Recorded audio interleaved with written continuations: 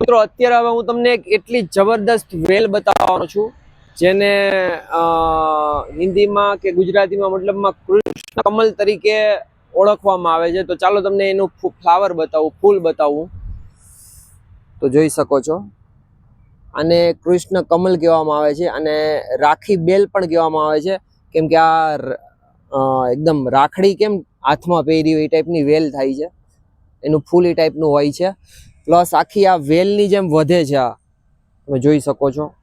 અહીંયા ઘણા બધા પ્લાન્ટ્સ છે, બધામાં ફ્લાવરિંગ આવેલું છે।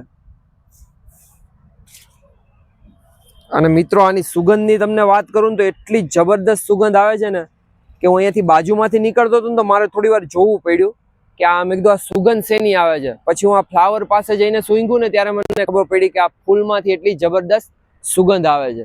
તો જોઈ લ્યો હજી એકવાર આ ફૂલ, અને આ કૃષ્ણ ભગવાનનું પ્રિય ફૂલ માનવામાં આવે છે, ભગવાનને ચડાવવાથી ખૂબ સારું કહે છે બધા। તો અવશ્ય તમે પણ આ વેલને તમારા ઘરે લઈ જાઓ અને વાવો।